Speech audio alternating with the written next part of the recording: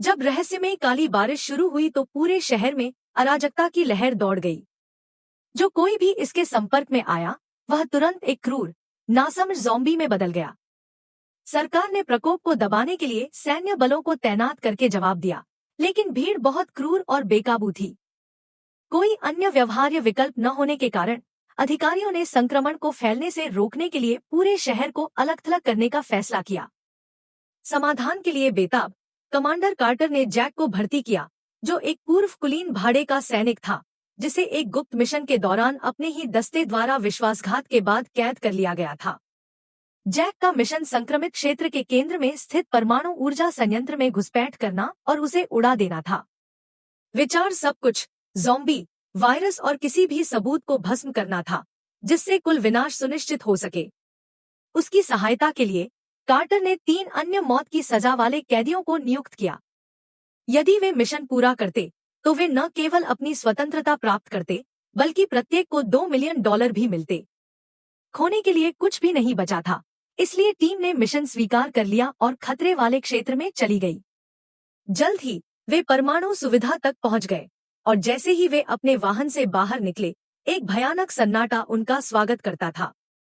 वहां कोई लाश नहीं दिख रही थी, केवल मृत कर्मचारी इधर-उधर बिखरे हुए थे। जैक ने शवों में से एक से कीकार्ड उठाया और गेट खोल दिया।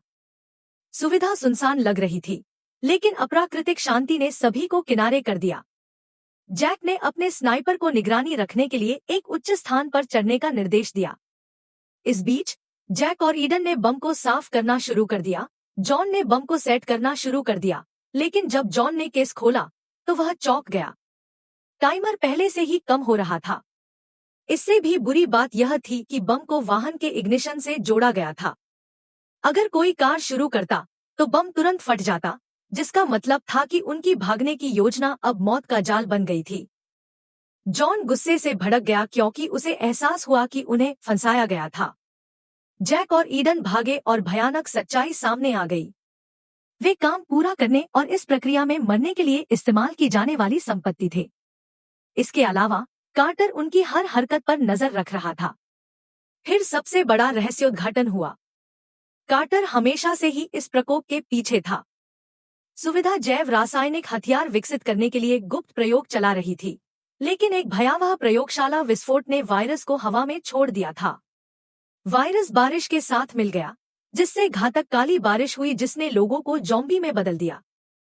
जब जैक और टीम सच्चाई को समझ रहे थे, तब ड्रैगन ने ज़ॉम्बी की एक बड़ी भीड़ को अपनी ओर बढ़ते देखा।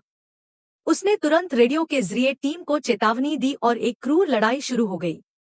अपने ऊंचे स्थान से ड्रैगन ने एक-एक करके संक्रमितों को मारते हुए सटीक शॉट लगाए, लेकिन ज़ॉम्बी की संख्या बहुत ज्यादा थी। जॉन ने संक्रमितों को एक खुले क्षेत्र में ले जाया, जहां उसने और विस्फोटक रखे थे। लेकिन दुर्भाग्य से ड्रैगन पर हमला किया गया और उसे काट लिया गया। यह जानते हुए कि आगे क्या होगा, उसने जॉन को बुलाया और उसे मरने से पहले अपना जीवन समाप्त करने के लिए कहा। दर्द के बावजूद जॉन ने उसकी इच्छा का सम्मान किया और उसे तुरंत नीचे गिरा दिया।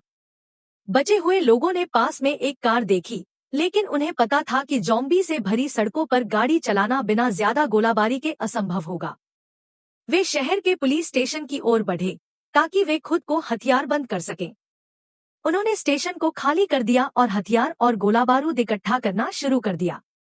सुविधा की तलाशी लेते समय जैक ने एक महिला को एक सेल में बंद पाया। यह देखकर कि वह संक्रमित नहीं थी, जैक ने उसे मुक्त किया और अपने साथ ले आया। इस बीच सुरक्षा फीड की निगरानी कर रहे कार्टर ने तुरंत महिला को पहचान लिया और उसे वापस लाने के लिए सैनिकों को भेज दिया। छत पर पहुंचने के लिए लड़ते हुए जैक को आखिरकार पता चला कि वह कौन थी। उसका नाम सैम था और वह उस वैज्ञानिक की बेटी थी जिसने मूल रूप से वायरस बनाया था। सैम ने खुलासा किया कि कार्टर ने अपने पिता को सुपर सैनिकों को बनाने के लिए सीरम विकसित करने के लिए मजबूर किया था, लेकिन परीक्षण के दौरान विषय अनियंत्रित राक्षसों में बदल गए। विनाशकारी परिणामों के बावजूद कार्टर आगे बढ़ा, यहाँ तक कि अपने आदमियों में सीरम इंजेक्ट कर दिया। सैम के पिता, जो उसने किया था, उससे भयभीत होकर अपनी बेटी को एक हताश कॉल किया, उसे भागने और सच्चाई को उजागर करने का आग्रह किया। लेकिन इससे पहले कि वह भाग पाती, उसे पकड़ लिया गया और बंद कर दिया गया। उसके पिता ने तब अपनी खुद की रचना को नष्ट करने का संकल्प लिया। उसने प्रयोगशाला में एक ईंधन टैंक में विस्फोट करके उत्परिवर्तित सैनिकों को मारने का प्रयास किया। हालांकि वह प्रयोगशाला को उड़ाने में सफल रहा, लेकिन यह उत्परिवर्ती को रोकने में विफल रहा और विस्फोट ने पूरे क्षेत्र में वायरस के प्रसार को तेज कर दिया। जैक को आखिरकार एहसास हुआ कि कार्टर पूरे शहर को परमाणु विस्फोट से क्यों नष्ट करना चाहता था। वह अपने अपराधों को छिपाना चाहता था और असफल प्रयोग के सभी सबूत मिटाना चाहता था। जब समूह अभी भी पुलिस स्टेशन के अंदर था, जॉन भागने की योजना लेकर आया। बाहर लाशों की कराह तेज होती गई क्योंकि जीव इमारत में भीड़ लगा रहे थे। फिर उनके पीछे एक अजीब सी आवाज गूंजी, जैसे कि कुछ गिरा हो। ज़ॉम्बी तुरंत मुड़े, संभावित शिकार की आवाज से आकर्षित हुए। लेकिन जब उन्होंने देखा कि क्या गिरा है, तो वे भ्रम में रुक गए। यह एक कटा हुआ ज़ॉम्बी का सिर था, जिस पर विस्फोटक लगे हुए थे। विस्फोट ने जैक और समूह को अपनी चाल चलने और बाहर निकलने के लिए पर्याप्त समय दिया, लेकिन उनका भागना ज्यादा देर तक नहीं चला क्योंकि कार में गैस खत्म हो गई थी। सौभाग्य से उन्होंने पास में एक गैस स्टेशन देखा और कार को पंप की ओर धकेलना शुरू कर दिया। जैसे ही वे वहां पहुंचे, ज़ॉम्बी का एक विशाल झुंड उनकी ओर दौड़ पड़ा। उस महत्वपूर्ण क्षण में एक वैन तेजी से वहां पहुंची। एक जोड़ा बाहर कूद पड़ा, जो स्पष्ट रूप से ईंधन भरने के लिए बेताब था। यह महसूस करते हुए कि वे समय पर नहीं बच पाएंगे, जैक के समूह के साथ 2 बचे लोग शरण लेने के लिए पास के गोदाम में भाग गए। अंदर जोड़े ने अपना परिचय दिया। डॉग और उसकी पत्नी, शहर के लंबे समय से निवासी, जो अपने तहखाने में छिपकर प्रकोप से बचने में कामयाब रहे थे। जब डॉग ने सुना कि शहर पर सिर्फ 30 मिनट में बमबारी होने वाली है, तो उसके चेहरे का रंग उड़ गया। इस बीच बाहर ज़ॉम्बी की भीड़ बढ़ती जा रही थी और समय खत्म होता जा रहा था। जैसे ही वे अपने अगले कदम के बारे में चर्चा कर रहे थे, एक ज़ॉम्बी ने डॉग की पत्नी पर हमला किया। ईडन ने तुरंत प्रतिक्रिया की, लेकिन इससे पहले कि वह उसके हाथ को काटता। डॉग की पत्नी को काटने का मतलब ठीक से पता था। उसने संकोच नहीं किया। उसने अपनी बंदूक उठाई और अपनी जान दे दी। डॉग सदमे में अपने शरीर को सहलाते हुए तबाह हो गया था। जॉन ने चुपचाप दृश्य को देखा, फिर एक गंभीर निर्णय लिया। वह ज़ॉम्बी को खुद विचलित करेगा ताकि अन्य भाग सकें। यह एक आत्मघाती मिशन था, लेकिन यह उनका एकमात्र मौका था। बिना देरी किए जॉन ने लाश का ध्यान आकर्षित करने के लिए अपने फेफड़ों की पूरी ताकत से चिल्लाते हुए बाहर की ओर दौड़ लगाई और भीड़ तुरंत मुड़ी और उसकी ओर दौड़ी, जबकि जैक और अन्य लोग डग की वैन में भाग गए। इसके तुरंत बाद वैन निर्दिष्ट निकासी बिंदु पर पहुंच गई जहां कार्टर ने वादा किया था कि एक हेलीकॉप्टर आएगा। लेकिन जब वे उत्सुकता से इंतजार कर रहे थे, तो पास के गोदाम से एक डरावनी चीख हवा में गूंजी। जांच करने के लिए दौड़े, उन्होंने खुद को घात लगाए हुए पाया। कार्टर के सैनिक इंतजार में लेटे हुए थे। कार्टर दिखाई दिया, जैक की बेटी को बंधक बनाकर। उसने मांग की कि सैम को सौंप दिया जाए, यह मानते हुए कि उसे अपने पिता की मृत्यु से पहले उनके शोध डेटा विरासत में मिले थे। जैक के जवाब देने से पहले सैम ने स्वेच्छा से आगे बढ़कर आदान प्रदान के लिए सहमति व्यक्त की। कार्टर ने अपना वचन निभाया और जैक की बेटी को रिहा कर दिया।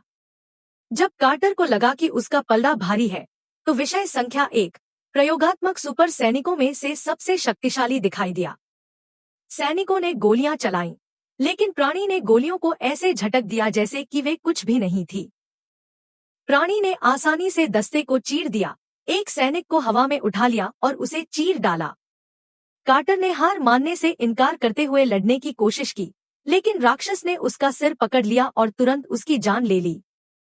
सैम अपनी जान बचाने के लिए भागी, लेकिन राक्षस उसके ठीक पीछे था। जैक ने उसका बचाव करने के लिए कदम बढ़ाया, लेकिन वह जानवर का मुकाबला नहीं कर सका। म्यूटेंट ने उसे गर्दन से पकड़ लिया और उसका गला घोंटना शुरू कर दिया। जब सारी उम्मीदें खत्म हो गई थी, डग ने हेलीकॉप्टर की तलाशी ली और एक रॉकेट लॉन्चर पाया। बिना किसी हिचकिचाहट के उसने निशाना साधा और गोली चला दी। उत्परिवर्तित प्राणी को उड़ा दिया गया और अंत में बचे हुए सदस्य हेलीकॉप्टर पर चढ़ गए। जैसे ही उल्टी गिनती 0 पर पहुंची, वे उड़ गए और भाग गए और बर्बाद शहर को आग और धुएं के बादल में अपने पीछे छोड़ दिया।